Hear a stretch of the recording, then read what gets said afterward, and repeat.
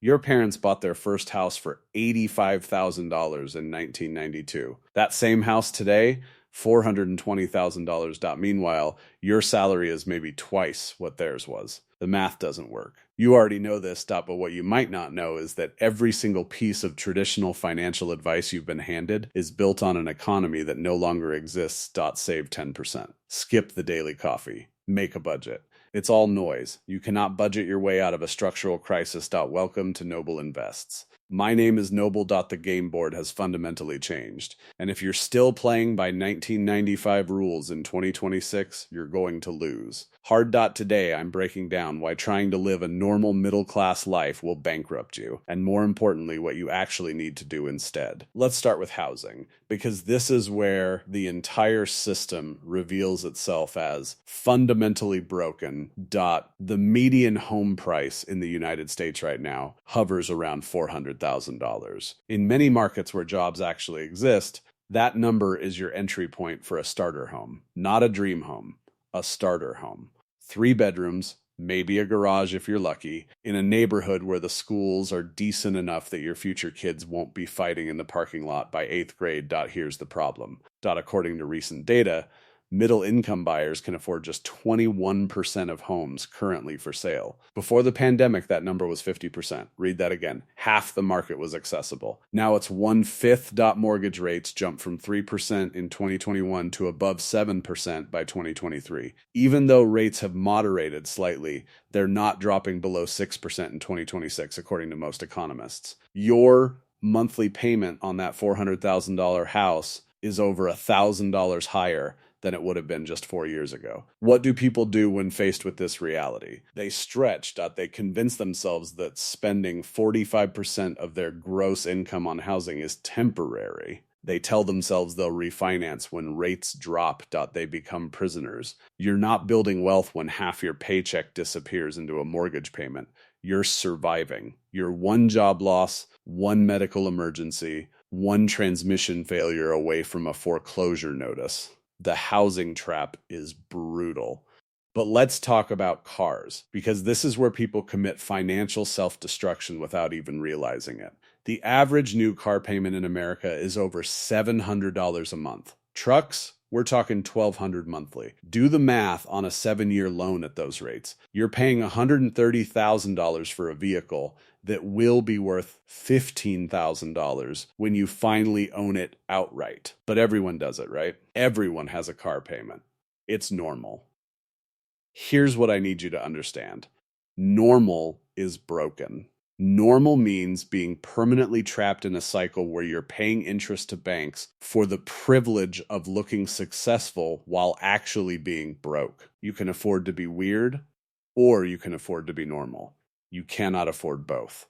The Economic Policy Institute released a study claiming that single Americans need over $100,000 annually just to live comfortably in 2026. For a family with 3 kids, that number jumps to $280,000.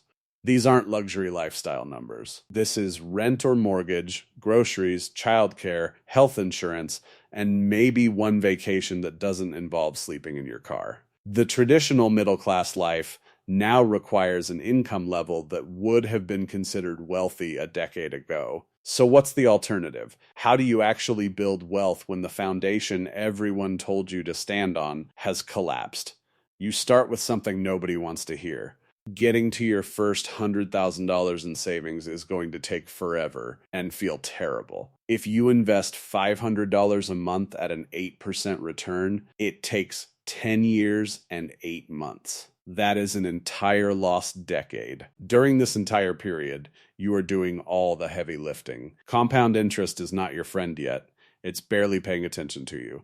You're pushing a boulder uphill in the dark, and every time you look up, the summit seems farther away. But there's a specific milestone that changes everything, and it comes way before that $100,000 mark. It's $20,000. This is the number where you transition from survival mode to growth mode. Until you have $20,000 in liquid savings, every unexpected expense is a crisis. Your car needs a new transmission? Crisis. Your kid breaks their arm, crisis. The water heater dies, crisis. You're making decisions based on fear because you have no buffer. Once you cross $20,000, something shifts. That same transmission repair is annoying, sure, but it's not a disaster. You can handle it without a credit card, without a payday loan, without calling your parents. This psychological shift matters more than people realize. You start making decisions based on opportunity rather than desperation. Which brings us to the order of operations, because this is where most people get it catastrophically wrong. If you have credit card debt at 22% interest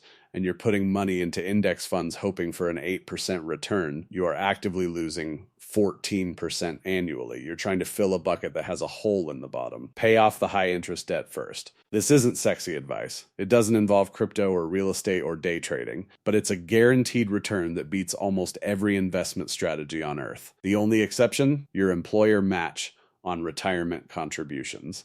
If your company offers a match, that's free money. 100% immediate return. Take it. But beyond that match, every extra dollar should be attacking the debt until it's gone.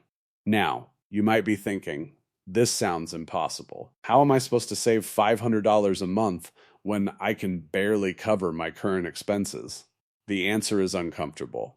You have to stop pretending you can afford the life you're currently living. This means accepting a truth that most people refuse to face. The life you're living right now, you can't actually afford it. Not because you're irresponsible or bad with money, but because the numbers don't work. That apartment or house you're renting or paying a mortgage on takes 40% of your income instead of the recommended 25%. The car in your driveway costs more per month than your parents' first mortgage payment. Your grocery bill has doubled since 2020. You're not living extravagantly. You're living normally. And normal is now financially unsustainable for most Americans. Let's talk about what cutting back actually means in practice. Not the Dave Ramsey make your own laundry detergent nonsense, but real structural changes. Can you get a roommate? I know you're 35 and that feels humiliating. Do it anyway. Splitting rent saves you $600 to $1,200 a month, depending on your market. That's $7,000 to $14,000 per year. Over 5 years, that's $35,000 to $70,000. Do you know what $70,000 invested at 8% becomes over 20 years? $290,000. You traded your pride for $350,000. What about your car? The average new car payment is $737 according to Edmunds. Some trucks are pushing $1,200. You're paying a mortgage on something that loses 20% of its value the moment you drive it off the lot. A 3-year-old Honda Civic that you buy with cash for $12,000 will get you to work just as effectively as a $50,000 pickup truck. The difference is $40,000 plus 6 years of compound interest. That's not frugality. That's basic math. But here's where it gets psychologically difficult. Your coworkers will judge you. Your family might make comments. You'll feel like you're going backwards while everyone else is moving forward. Let them think that. They're drowning in car payments and can't admit it. You're building an empire in silence. This is the part nobody prepares you for. The emotional cost of being smart with money in a culture that measures success by what you drive and where you live. You'll go to dinner with friends who just bought a house, and they'll talk about their renovation plans while you're living with a roommate and driving a car from 2018. It will feel like you're losing. You're not. They're spending their future. You're buying yours back. The mistake people make is treating that first $20,000 like it's meaningless. It's not. That $20,000 is the most important money you'll ever save, because it changes your decision-making framework entirely. Before that threshold, you're making choices based on fear. After $20,000, different questions become possible. Should I take this job even though I hate it? Maybe not. I have 4 months of expenses saved. I can take some time to find something better. This is what financial advisors mean when they talk about risk tolerance. They think it's about your personality. It's not. It's about your bank account.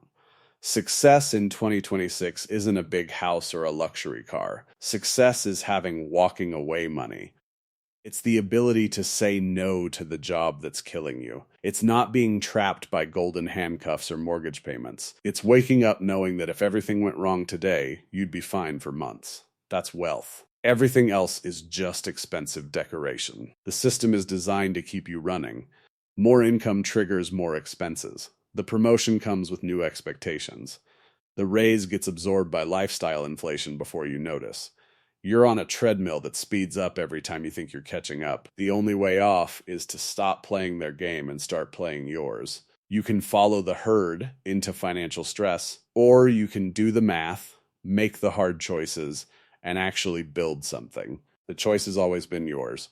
Most people just never realize they're choosing. If this opened your eyes to what's really happening, hit that subscribe button. I'm breaking down the real financial game every week here at Noble Invests. Drop a comment and let me know. Are you living normal or are you building real wealth? Let's talk about it.